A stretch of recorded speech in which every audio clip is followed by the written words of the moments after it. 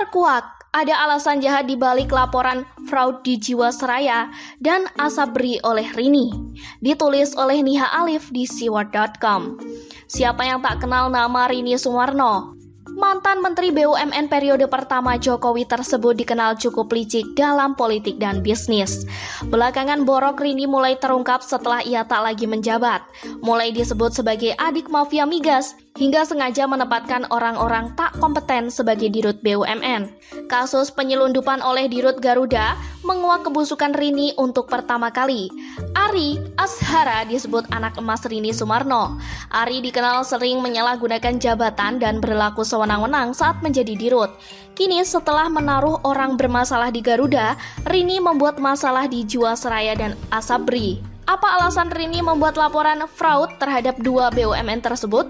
Pertama-tama kita lihat dulu isi laporan Rini Sumarno. Laporannya langsung menyasar nama Beni Cokro dan Heru Hidayat sebagai dalang kerugian. Lantas disambar ke Janggung dengan menetapkan keduanya sebagai tersangka. Kalau Rini tahu keduanya bermasalah, kenapa tak melaporkan saat dirinya masih menjabat sebagai Menteri BUMN? Kenapa lapornya dibuat 3 hari sebelum pelantikan Presiden? Seperti diberitakan Tempo.com, mantan Menteri Badan Usaha Milik Negara atau BUMN, Rini Sumarno diketahui pernah melaporkan dugaan fraud untuk kecurangan investasi di PT Asuransi Jiwasraya Persero dan PT Asabri Persero sejak 17 Oktober 2019. Kala itu Rini mengirimkan laporan formal kepada Kejaksaan Agung. Dalam dokumen yang diterima Tempo, Rini Sumarno menyebut indikasi fraud yang terjadi di 2 perseroan plat merah ini diduga melibatkan grup perusahaan tertentu yang dimiliki Heru Hidayat dan Beni Cokro Saputro. Di grup Heru, transaksi saham itu menyeret IIKP, PCAR, FAIR, Trampol, Pola, SMRU, dan TRAM. Sedangkan di grup Beni transaksi terjadi di emiten MYRX, BTEK, Army, Andi, dan sebagainya. Kini Kejaksaan Agung telah menetapkan Beni dan Heru menjadi tersangka. Adapun dalam laporannya, Rini menyebut akibat transaksi itu Jiwasraya dan Asabri masing-masing mengalami kerugian investasi sebesar 13,7 triliun dan 8 triliun. Perusahaan itu pun menjadi tidak likuid dan tidak bisa dicairkan lantaran kualitas aset investasinya kurang baik. Rini lalu meminta Kejaksaan Agung menindaklanjuti dugaan fraud itu. Laporan tersebut ditembuskan kepada beberapa pihak, termasuk Badan Pengawasan Keuangan dan Pembangunan atau BPKP. Saat dikonfirmasi ihwal laporan ini, Rini tidak membalas pesan Tempo. Begitu juga Kepala Pusat Penerangan Kejaksaan Agung, Hari Setiono, enggan menjelaskan. Pelapor tipikor atau tindak pidana korupsi dilindungi undang-undang, tuturnya kepada Tempo, Ahad 8 Maret 2020. Dari berita di atas sangat terasa kejanggalan yang terjadi. Bagi kita yang terbiasa berpikir kritis, pasti bertanya-tanya apa urgensi Rini melaporkan fraud di Jiwasraya dan Asabri.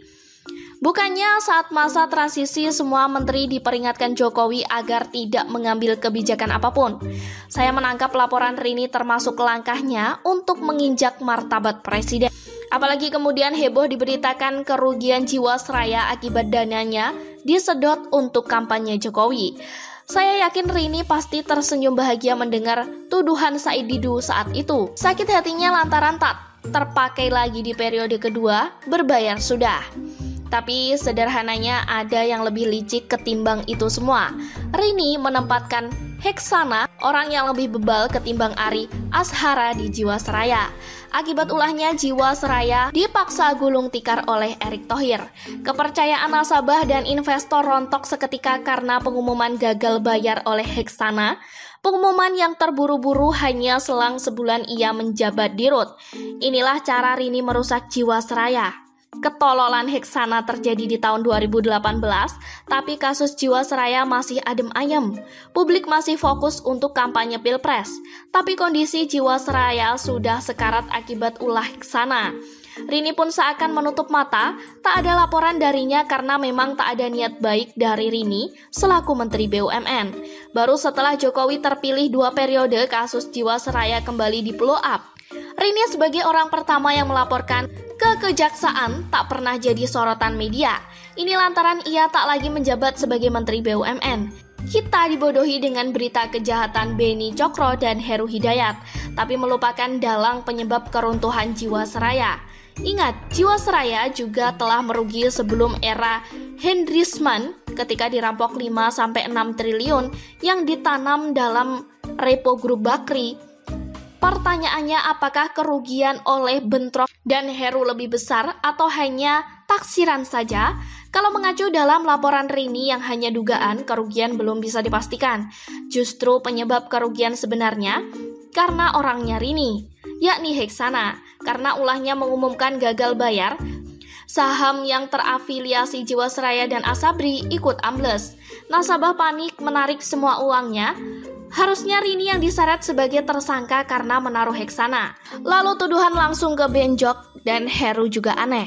Apa memang ada niatan menumbalkan keduanya?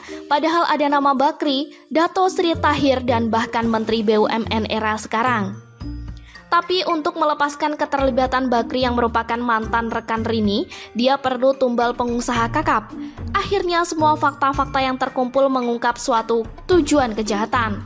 Ada niat jahat dari Rini menghancurkan Jiwasraya sekaligus Asabri dengan tumbal yang disiapkan. Begitulah kira-kira. Sekian dulu berita hari ini. Jangan lupa di like, komen, dan subscribe agar Anda tidak ketinggalan informasi menarik dan terupdate lainnya dari channel Daily.